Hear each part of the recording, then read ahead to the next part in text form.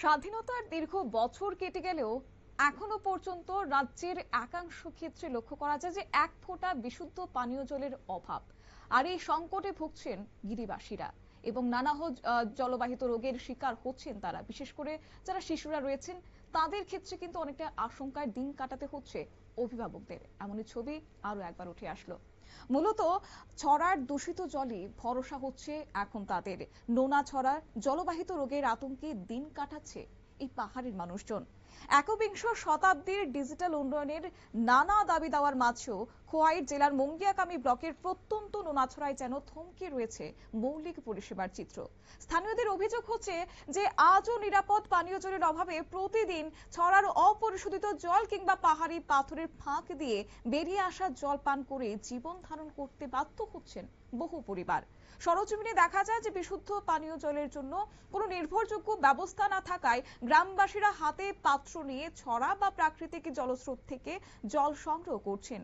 বর্ষার সময় সেই জল আরো ঘোলা এবং দূষিত হয়ে পড়লেও বিকল্প ব্যবস্থা না থাকায় সেটি পান করতে বাধ্য হচ্ছেন এলাকাবাসী। স্থানীয়দের অভিযোগ যে দীর্ঘদিন ধরে এই অপরিশোধিত জল ব্যবহারের জেরে ডায়রিয়া সহ বিভিন্ন জলবাহিত রোগের প্রকোপ বেড়েই চলেছে। শুনুন তাঁদের বক্তব্য। ছড়া এটা কি জল?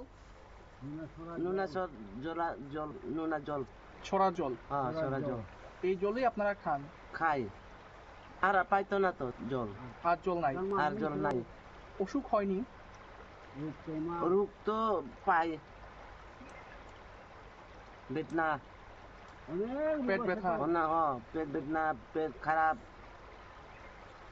এই মতো এটা খাইলে বেদনা হয়। কি নাম আপনার? আমি নন্দদান মৌসুম।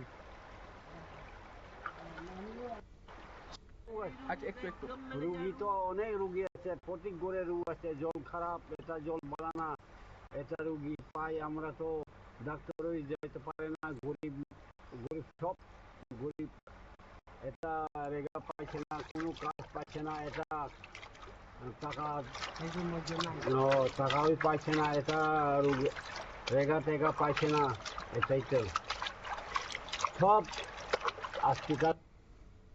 স্থানীয়রা অভিযোগ করছেন যে তারা জানিয়েছেন, একাধিকবার প্রশাসনকে জানিয়েছেন, কিন্তু এখনো যে অধরাই রয়ে গেছে সেই জলের ব্যবস্থা। একাধিকবার প্রশাসনের দৃষ্টি আকর্ষণ করা হলেও নিরাপদ পানীয় জলের স্থায়ী ব্যবস্থা গড়ে তোলার ক্ষেত্রে আজও দৃশ্যমান অগ্রগতি নেই, যার ফলে প্রশ্ন উঠছে যে পাহাড়ি এলাকার মানুষের জন্য নিরাপদ পানীয় জল কি এখন কেবলমাত্রই প্রতিশ্রুতির মধ্যে সীমাবদ্ধ?